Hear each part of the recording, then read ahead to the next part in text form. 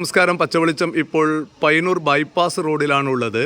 Payyanur bypass മുതൽ അന്നൂർ ശ്രീ മഹാവിഷ്ണു ക്ഷേത്രം വരെയുള്ള റോഡ് യാത്ര ദുരിതം പേറുന്നൊരവസ്ഥയാണുള്ളത്. പല സ്ഥലത്തും ഈ റോഡ് പൊട്ടിപ്പൊളിഞ്ഞിട്ടാണുള്ളത്.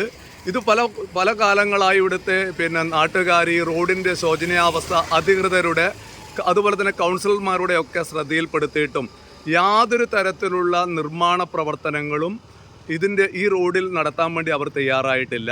വലിയ രീതിയിലുള്ള ദുരിതമാണ് ഇതിലൂടെ യാത്ര ചെയ്യുന്ന കാൽനടക്കാർക്കും ടൂ വീലർക്കാർക്കും അതുപോലെ തന്നെ മറ്റു വാഹനത്തിൽ യാത്ര ചെയ്യുന്നവർക്കും അനുഭവപ്പെടുന്നത്.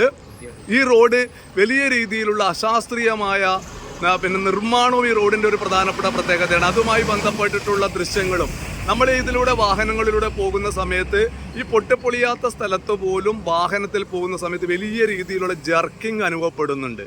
ഇത് പല സ്ഥലത്തും ഇത് പല സ്ഥലത്തുള്ള ദൃശ്യങ്ങളും പച്ചവെളിച്ചം പ്രേക്ഷകരുടെ മുന്നിൽ വെക്കുന്നുണ്ട്. ഈ വിഷയം വളരെ ഗൗരവത്തോടു കൂടി കാണാൻ വേണ്ടി ബന്ധപ്പെട്ടവർ തയ്യാറാവണം.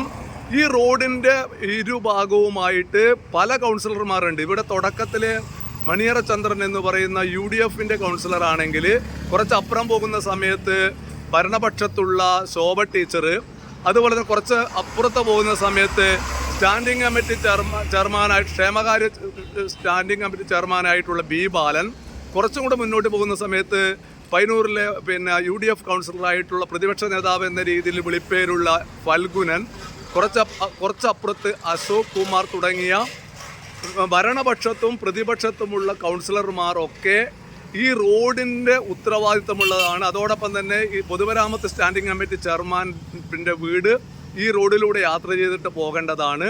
അങ്ങനെയുള്ള ഒരുപാട് വിഷയങ്ങൾ ഈ റോഡുമായി ബന്ധപ്പെട്ടിട്ടുണ്ട്. ഇവരുടെയൊക്കെ തികഞ്ഞ അനാസ്ഥ ഈ റോഡിൻ്റെ നിർമ്മാണ പ്രവൃത്തിയിൽ ഉണ്ടായിട്ടുണ്ട്. ഈ രീതിയിൽ ജനങ്ങളെ ബുദ്ധിമുട്ടിക്കുന്ന ഒരു സമ്പ്രദായം ഒരു തരത്തിൽ അംഗീകരിക്കാൻ വേണ്ടി കഴിയില്ല. വലിയ കുട്ടികൾ, സാധാരണ കുട്ടികൾ, സ്കൂൾ വിദ്യാർത്ഥികൾ അടക്കമുള്ള ആളുകൾ സൈക്കിളിലും അതുപോലെ തന്നെ ടൂ വീലറിലും മറ്റുള്ള നമ്മുടെ കോളേജ് വിദ്യാർത്ഥികൾ അങ്ങനെയുള്ള ആളുകളൊക്കെ പല രീതിയിലുള്ള പല വാഹനങ്ങളിലൂടെ ഇതിലൂടെ യാത്ര ചെയ്യുന്നുണ്ട്. അങ്ങനെ വരുന്ന സമയത്ത് അതിനുള്ള പരിഹാരങ്ങൾ ഉണ്ടാക്കാൻ വേണ്ടി ഇവർക്ക് പറ്റുന്നില്ല എന്നത് നമ്മൾ കാണാതിരിക്കാൻ വേണ്ടി പാടില്ല. അതോടൊപ്പം തന്നെ കുറിഞ്ഞിയിൽ ക്ഷേത്രത്തിൻ്റെ ഉത്സവം ആരംഭിക്കാനായി ആ സമയത്ത് ഈ റോഡിന് ചെറിയ രീതിയിലുള്ള ഒരു പാച്ച് വർക്കൊക്കെ നടത്തിയിട്ട് അതിൻ്റെ പണം അടിച്ചെടുക്കാൻ ആവശ്യമായ ചില തൽപര കക്ഷികൾ ഇതിൻ്റെയൊക്കെ പിറകിലുണ്ടെന്നാണ് മനസ്സിലാക്കുന്നത്.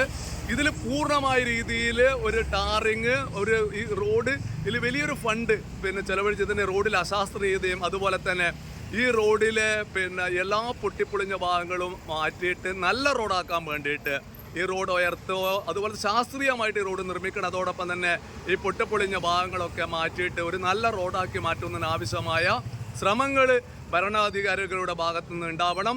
അതിനെതിരായിട്ട് ശക്തമായ രീതിയിലുള്ള പ്രചരണം നടത്താൻ വേണ്ടിയിട്ട് അതിനെതിരായിട്ട് നിലപാട് സ്വീകരിക്കാൻ വേണ്ടി ജനങ്ങൾ തയ്യാറാവണമെന്നാണ് പച്ചവെളിച്ചത്തിന് പറയാനുള്ളത്. പച്ചവെളിച്ചത്തിന് വേണ്ടി രാജീവൻ പച്ച. ഈ റോഡിലെ മറ്റു കാഴ്ചകൾ നിങ്ങൾ കാണുക.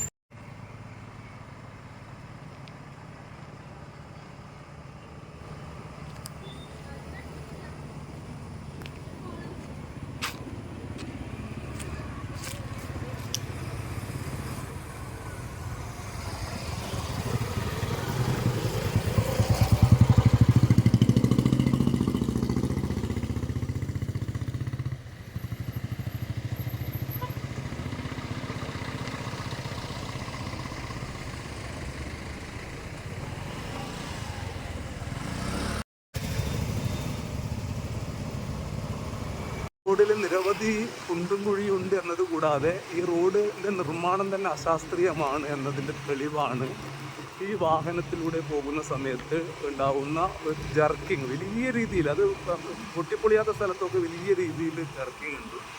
അതുപോലെ തന്നെ നടുക്ക് പൊന്തിയിട്ട് ഇരുഭാഗത്ത് താഴ്ന്നിട്ട് അശാസ്ത്രീയമായ നിർമ്മാണവും ഈ റോഡിൻ്റെ ശോചനീയാവസ്ഥയ്ക്ക് വലിയൊരു കാരണമാണ്. ഇതും ഒരു പ്രേക്ഷകരുടെ ശ്രദ്ധയിൽ കൊണ്ടുവരുന്നതിന് വേണ്ടിയിട്ടാണ്.